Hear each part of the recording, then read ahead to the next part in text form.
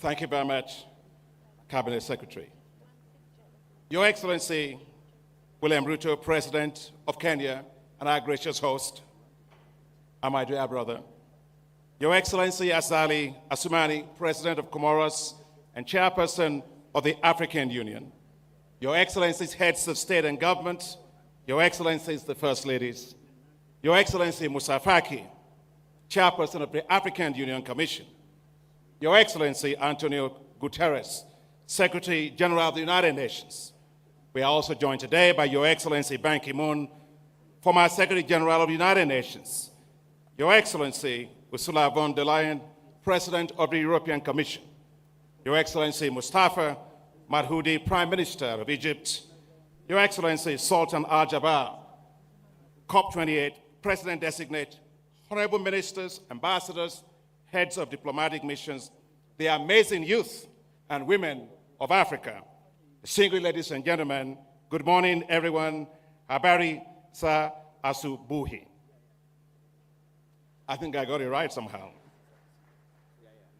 I wish to commend you, Your Excellency President Ruto, for your excellent leadership in convening this Africa Climate Summit, and for your dynamic and passionate leadership in spearheading Africa's first climate summit. Thank you very much, Mr. President. Thank you for hosting us all in this beautiful nature-blessed country of Kenya. The African Development Bank is pleased to be a major sponsor of the Africa Climate Summit. The presence in such large numbers of Your Excellencies, heads of state and government, ministers and development partners from around the world says it all. Africa's voice on climate change will resonate across the world. The Africa Climate Summit will shape the future pathway of Africa's development. We gather because the people of Africa expect us to act. We gather because the future of the youth of Africa is at stake. We gather because we must galvanize global actions on climate. We gather because our collective existence is at risk. Climate change is short-changing Africa. Droughts and floods have been increasing across the continent. No country is spared. As we gather today, if we strain our ears enough, we will hear the calls of urgency from farmers whose crops and livestock are being destroyed, the voices of fishing folks whose catch is reducing and livelihoods are being imperiled, the voices of the young whose future is being compromised, the voices of women and children who bear the brunt of climate change, the voices of economies unable to cope with the ever-rising costs of climate-induced risks. We have a duty and responsibility to hear these voices and to act with a greater sense of urgency. And responding requires action at three levels. At the global level, the developed economies must meet their commitment to provide $100 billion annually in climate finance. The global climate financial architecture must be changed to prioritize the needs of Africa. At the national level, we must accelerate actions on climate adaptation. And that is why the African Development Bank has committed to providing $25 billion towards climate finance by 2025. We have also launched the African Adaptation Acceleration Program, together with the Global Center on Adaptation, the largest climate adaptation program in the world. Africa must develop with what it has, not what it does not have. Africa is blessed with large sources of renewable energy in the world, renewables from solar, hydro, wind, and geothermal. But we cannot power Africa with potential. We must fully unlock Africa's renewable energy potential. That's why the African Development Bank is implementing a $20 billion Desert to Power program to harness the power of solar and deliver electricity for 250 million people. We must power every home, every school, every hospital, and provide stable, affordable, and reliable power. But we must, Your Excellencies, be pragmatic. Africa must use its natural gas and combine it with renewable resources. The International Energy Agency's analysis shows that doing so would only add 0.5% to global emissions. Give us space to grow. We must ensure that Africa's food and agricultural systems are climate resilient.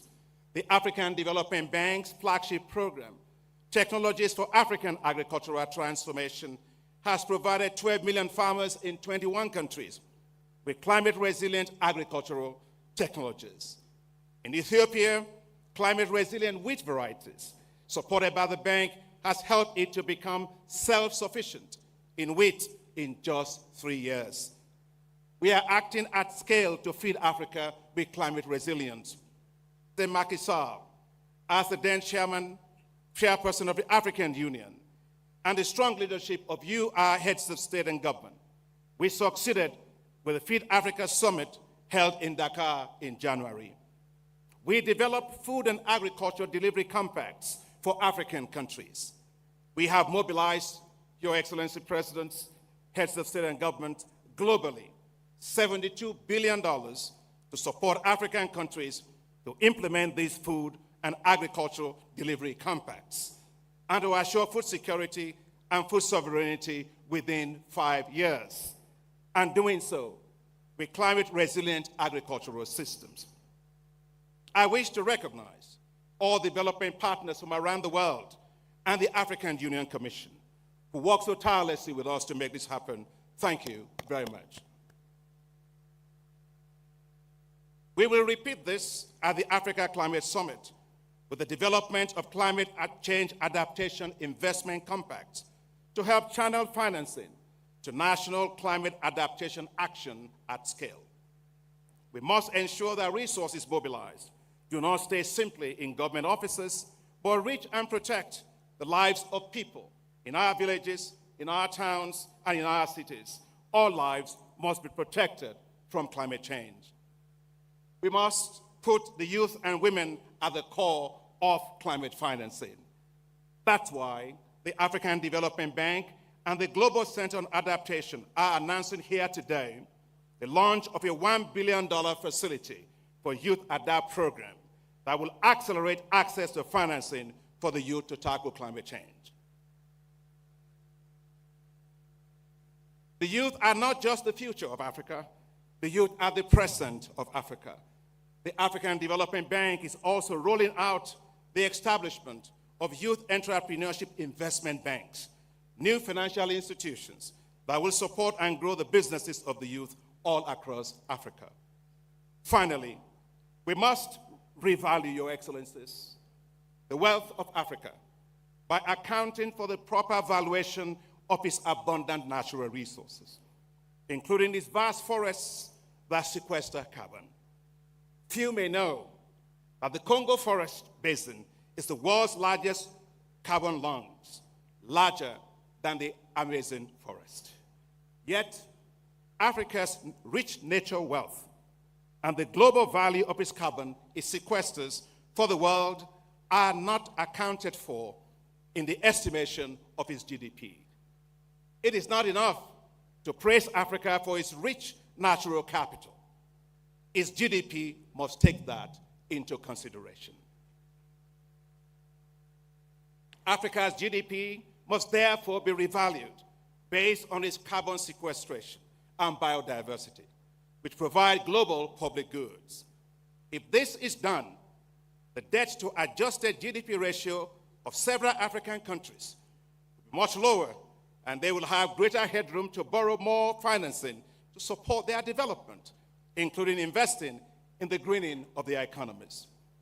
We must, Your Excellencies, therefore, turn Africa's economies green, not because others ask us to do so, but because it is in our interest to do so. Africa must develop its own carbon markets, properly price its carbon, and turn its vast carbon sinks into new sources of enormous wealth. Africa cannot be nature-rich and cash-poor. As we look towards COP28, African needs must be front and center. powered by the leadership of our heads of state and government, our youth and the private sector, and the voices of our communities. We must be the vuvuzelas of climate financing for Africa. Together with partners from around the world, let's make it happen for Africa. Thank you very much. Merci beaucoup. Gracias.